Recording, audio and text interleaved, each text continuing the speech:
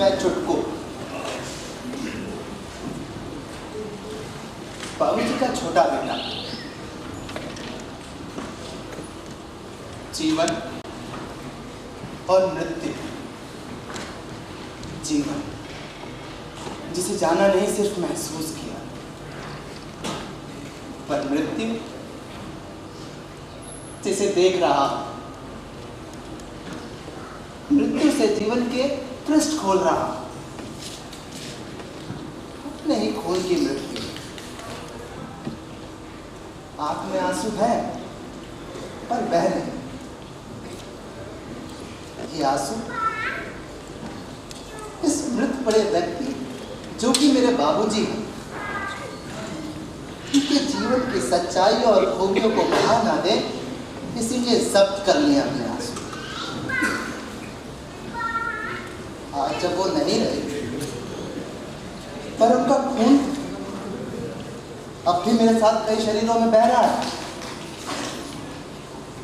ये मेरे बड़े भाई बड़काऊ ये मेरी बहन बसंती और ये मेरी माँ। इनके लिए बाबूजी का मरना महज एक घटना है, क्योंकि इनकी छाती पर बाबूजी का रत्ती भर भी बोझ नहीं। और आज ये मुक्ति की सांस लेते हैं। ये सुरसती बाबूजी की कंपनी की प्रमुख नटिनी। माँ और बाबूजी जब से अलग हुए, ये तब से उनके साथ है और आज भी उनके लिए जब भी किसी की मृत्यु होती है तो 3-4 दिनों तक उसके बारे में खूब चर्चा है। हर गली, हर बैठक, हर दलान पर बातों का विषय मरने वाला आदमी हो। बातों ही बातों में उसका छिपा पड़ा इतिहास उजागर होने लगता है। उसके जीवन के बिल्कुल गुप्त और छिपे संदर्भ भी सामने आ जाते हैं और हम तटस्थ हो संजय की तरह पूरे जीवन युद्ध का ब्यौरा सिलसिलेवार करते हैं।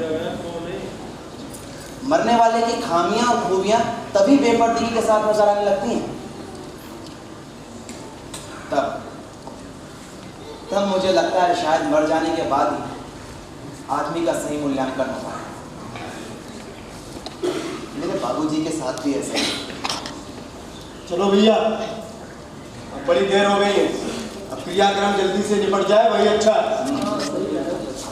देखो ना, तड़के ही खबर मिली थी, आखिरकार चली थी। अरे भाई जाना तो था ही अभी। हाँ जीते जी हमारी इनसे कोई संगत नहीं है, पर मरे हुए से कैसी शिकायत।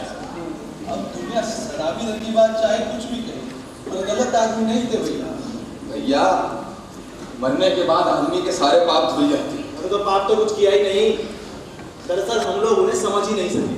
वो जिंदगी भर अपने हिसाब से जिए, ना काऊ से दोस्ती ना काऊ से बैर, किसी का कुछ नहीं बिगाड़ा उन्होंने। अरे बिगाड़ा काहे नहीं भाई? घर फूक तमाशा देखे हैं? अरे भैया, जब घर वाले खुद ही बिगाड़ना चाहे तो कोई क्या कर सकता है, और उसमें उनका क्या कसूर है? अरे भैया एकदम अलग आदमी थे, आपन जिंदगी जीते थे, ना किसी से लेना ना देना। भैया जो किया मिलकर, छुपाने में तो मानो जैसे बैग नजर आता था। अरे कभी कुछ नहीं छुपाया उन्होंने। भैया जीवन में कुछ उसूल बना रखे थे, कितनी भी मुसीबत आई पर घुटने मोड़ना नहीं आता था उनको। दबंग आदमी थे भैया, अपने ढंग के एकदम अनोखे। जन्म भी गरीबे परिवार में हुआ था। बचपन में ही बाप का साया हो गया, वो तो माँ ने किसी तरह से पाल पोस के इनको बड़ा किया। अरे सुनते तो ये भी है कि बड़ा होकर बकरी का धंधा करने लगे थे। कहा? अरे काका बकरी का धंधा करने लगे थे। हाँ, अरे उसी से तो आमदनी होने लगी थी, खर्चा चलने लगा था। पर कसाई के हाथ में बकरे को बेचने से इज्जत घट गई थी। बाद में जो भैंसों का रोजगार किया तो उससे इज्जत भी बढ़ी और मुनाफा। अरे भैया, कभी किसी की एक नस्ल जो मन में आया वही कहते थे, वैसा मन ही हमका जाने चाह पकड़। एकदम अक्खड़ आदमी, जो मुंह में आया बोल, जो सोचा वही कर। लेकिन आज पूरा गांव एक तरफ, वो एकदम अकेले। उनके मरने के बाद आज लगता है जैसे गांव की हलचल हो चली। चलो भाइयों चलो, ठटरी बन गई, उठाओ चलो।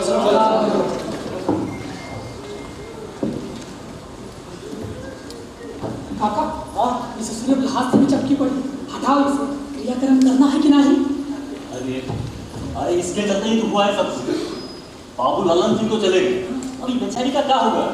अरे होना क्या है, कहीं मर मिला जाए या फिर किसी दूसरे की दुआरे जा। और क्या? लेकिन काका, ये ललन सिंह की बहुरिया बड़ा लड़के तो एकदम अलग खड़े हैं।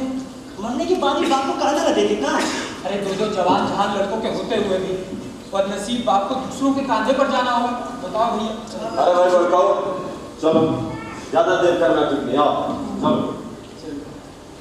अरे अब क्या किया जाए, गांव का मामला है, लहाज सराएंगे थोड़े। अरे उनके भाग में नहीं था कि लड़कन के कांधे पे जाए। चलो भैया उठाओ। नहीं काका, ऐसा मत कहो, मैं करूंगा अपने बाबूजी के क्रियाक्रम। अभी तो चलो बेटा, चलो उठाओ। पर बड़को एकदम उनके हाथ कांधा देते काम नहीं जंगेगा। मैं छोटा ही सही, पर बेटा तो हूं उनका। अब ये बात तो सही है। लगता है बड़को मरे हुए को भी माफ नहीं। माफी? किस बात की माफी चाचा, जब उन्होंने कुछ गलत किया ही नहीं। जिंदगी भर बाप से बेटे जैसा कोई बर्ताव नहीं किया, तो आज मरने के बाद कहां से हो जाए? और फिर इन्हीं बेटा रहने दो। अरे आत्मा को शांति दो। जिसकी आत्मा को जीते जी शांति नहीं मिली, उसे मरने के बाद तो मिले। चलो भैया उठाओ, उठाओ। राम नाम सत्य है, राम नाम सत्य है, राम नाम सत्य है, राम नाम सत्य है, राम नाम सत्य है, राम नाम सत्य है, राम नाम सत्य है, राम नाम सत्य है, सत्य बोले सत्य है, राम नाम सत्य है, राम नाम सत्य है, राम नाम सत्य है, राम नाम सत्य है, राम नाम सत्य है, राम नाम सत्य है।